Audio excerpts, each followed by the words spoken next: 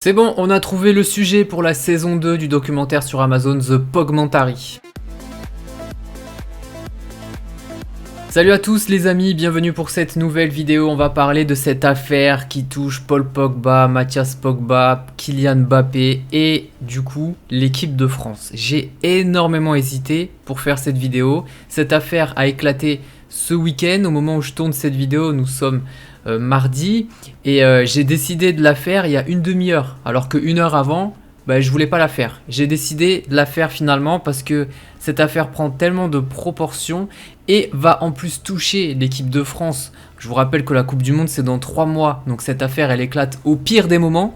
Quoique le pire des moments ça aurait été une semaine avant, mais là j'avoue ça éclate vraiment juste avant la Coupe du Monde et je pense que ça va avoir un impact bien sûr sur Paul Pogba. Ça a déjà eu un impact en fait, on va le voir, et ça va avoir un impact sûrement sur Kylian Mbappé. D'autant plus que cette affaire a éclaté oui et non, parce que finalement ce qui est reproché à Mbappé et à Paul Pogba, on ne le sait toujours pas à aujourd'hui. Et ça, Mathias Pogba va le partager au monde entier bientôt, on ne sait pas quand. Alors j'ai hésité à faire cette vidéo parce que justement ça ne parle pas football. On va pas parler football, on va appeler affaire sombre.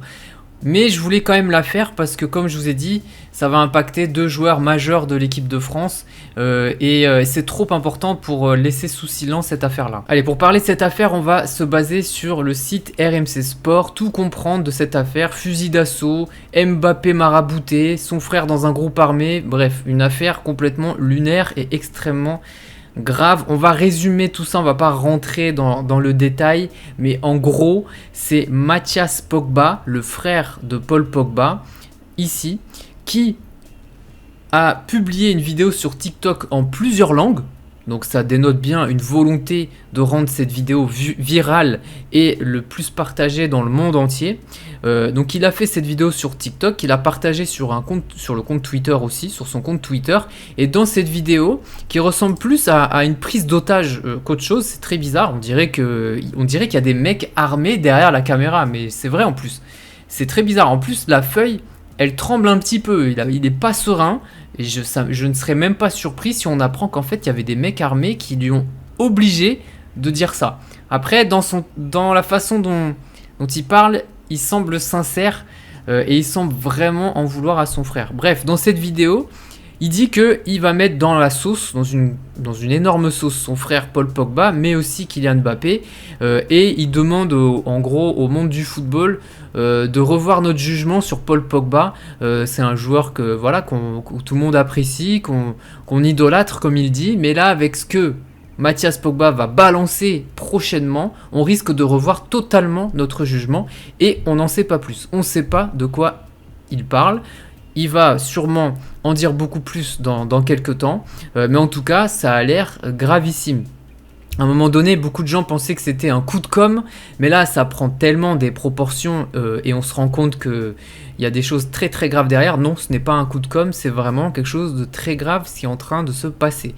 Donc voilà d'où ça part, c'est un TikTok de Mathias Pogba partagé sur tous ses réseaux sociaux. Alors Mathias Pogba, pour rappel, c'est un ancien joueur professionnel qui a fini sa carrière à Belfort, je crois 0 but en 12 matchs, et il avait même été consultant sur la chaîne L'Équipe entre décembre 2021 et mai 2022. J'avais complètement oublié ce passage-là, je ne l'ai jamais vu sur L'Équipe, mais en tout cas, bon, ça n'a pas l'air d'avoir été une expérience réussie pour lui, parce qu'il est resté finalement que 6 mois. Donc c'est quelqu'un quand même de connu, c'est pas un mec qui sort de nulle part, c'est un joueur professionnel, un consultant, et c'est quelqu'un de connu dans le monde du football, d'autant plus qu'on l'a très souvent vu avec Paul Pogba. On les a vus danser, on les a vus sur les plateaux télé ensemble, on les a vus à la finale de la Coupe du Monde. Après le sacre des Bleus, il était là. En gros, ils sont vraiment très très proches, hein. C'est les frères de Pogba et Pogba, ils sont très très très très proches. D'ailleurs, il l'indique bien dans l'article. Ouais, là il danse, tout va bien, voilà, il n'y a aucun problème. Alors du coup, suite à cette vidéo TikTok, il y a les avocats de Paul Pogba et aussi des parents, de la mère de Paul Pogba, la pauvre maman, elle est au milieu. En plus, bon, on l'a déjà vu à la télé, on l'a déjà vu s'exprimer aussi, et ça a l'air d'être une maman formidable. Ça me fait vraiment de la peine pour elle de voir ses 2 enfants se déchirer. ou plutôt son frère, enfin son enfant déchiré, son frère, parce que pour le coup Paul Pogba il a rien fait, enfin on n'en sait rien, hein, au final on verra plus tard. Les avocats de Paul Pogba révèlent que Paul Pogba a fait l'objet de menaces et de tentatives d'extorsion en bande organisée. Donc là, à partir du moment où les avocats de Pogba balancent ça, bon bah ok, c'est pas un coup de com', c'est pas un Pogmentari, non là c'est quelque chose de grave, et que les autorités compétentes en Italie et en France ont été saisies il y a un mois. Donc il y a une affaire depuis quelques mois, personne n'était au courant, mais en fait il s'était déjà passé des choses graves. Et ça explique peut-être aussi pourquoi Paul Pogba a perdu en niveau. Parfois on se demande pourquoi tel ou tel joueur ont plus le même niveau, ils ont baissé en termes de niveau, on se dit ouais, et puis on a tendance sans savoir à juger, à râler, à dire ouais il est bidon, ouais il fait pas assez d'efforts, ouais il fait trop la fête, il a pas d'hygiène de vie. Mais en fait les gars, ce que je voulais aussi dire dans cette vidéo, c'est que les joueurs de foot, ils ont une vie, c'est pas comme nous, c'est des extraterrestres. Enfin, en tout cas, ces joueurs de foot, les très grands champions, les joueurs de très haut niveau, il y a beaucoup d'argent.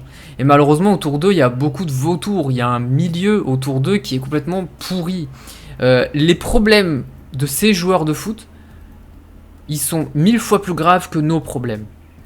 En tout cas, ils ont des problèmes que nous, on n'a pas dans nos vies, en fait. On n'a pas de problème de mecs qui nous menacent de mort, qui nous menacent de verser tant de millions d'euros. On n'a pas ça. Eux, ils ont des problèmes, c'est de la folie. Parce qu'ils ont beaucoup d'argent, parce qu'ils gagnent très très bien leur vie.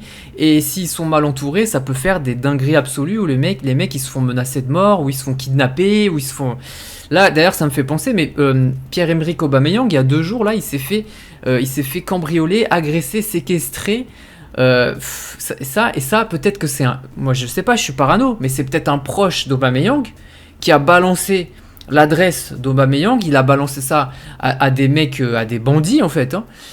Et ce mec-là qui a balancé Aubameyang, il a peut-être un accord justement avec ces bandits, putain on dirait un vieux, et il leur a dit, bah écoutez, vous allez cambrioler, vous allez agresser Aubameyang, vous allez voler ses bijoux, il a une montre dans tel endroit, dans tel tiroir, il a tant d'argent là, voilà, et je prends 20% du butin.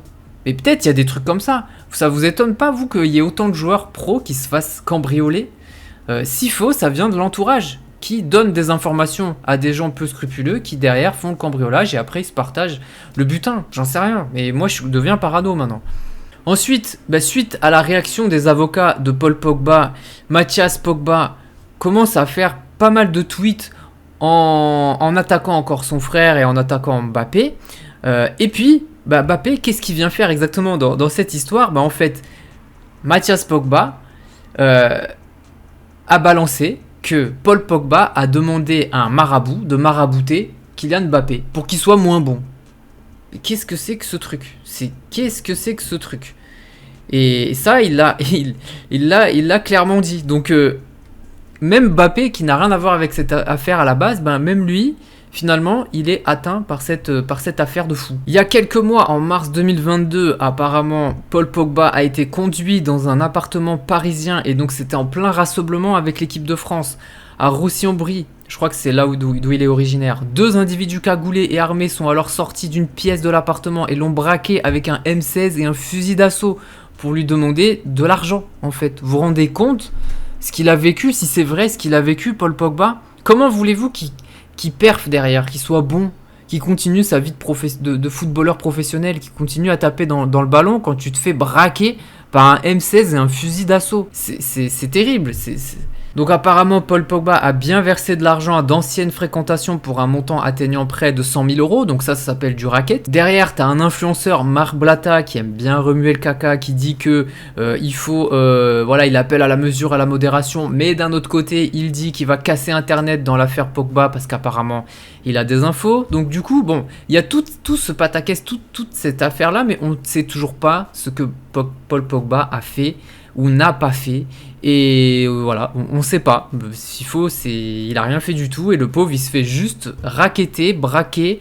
Et il est peut-être finalement l'ultime victime dans cette histoire. Il a peut-être rien fait du tout, mais c'est juste un pauvre jeune homme qui se fait braquer et racketter aux yeux du monde entier. Ah oui, j'ai oublié de vous parler d'un message énigmatique de Mathias Pogba, justement dans les tweets qu'il a fait il y a pas longtemps, et il dit « Il n'est pas question d'argent, tu m'as impliqué malgré moi, j'ai failli mourir par ta faute. » Et ça, c'est un petit peu bizarre. Est-ce que Mathias Pogba ne serait pas aussi victime de tout ça, et qu'il ait été obligé de lire ce texte en vidéo sur TikTok? Mais on dirait que lui aussi, il est victime de ces malfaiteurs qui sont derrière cette extorsion de fonds. Bah là où ça a un impact sur l'équipe de France, bah c'est que c'est à 3 mois. Et dans quel état d'esprit est Paul Pogba actuellement? Est-ce qu'il est en mesure de participer à une Coupe du Monde quand t'as des affaires aussi graves comme ça? Donc t'as Noël Le Graët qui dit « J'espère que ça ne remet pas en cause sa place en équipe de France », bah après Deschamps il va juger le sportif, et c'est vrai qu'au niveau sportif Pogba ça va plus du tout depuis plusieurs mois, même si je pense que Pogba à un bon niveau, il est titulaire indiscutable au milieu de terrain de l'équipe de France, parce qu'il n'y a pas de profil comme lui. Et ne me dites pas de Tchouaméni, parce que pour moi c'est pas du tout pareil que Paul Pogba. Paul Pogba à un bon niveau, peut-être pas à son prime, parce que je pense pas qu'il réatteigne son prime un jour. Le Pogba Coupe du Monde, ça je pense qu'on le verra plus. Mais un Pogba à un bon niveau, pour moi il est titulaire indiscutable dans le 11, où il est au moins dans le groupe. Mais le problème, c'est dans quel état tu vas récupérer Paul Pogba dans 3 mois pour aller à la Coupe du Monde?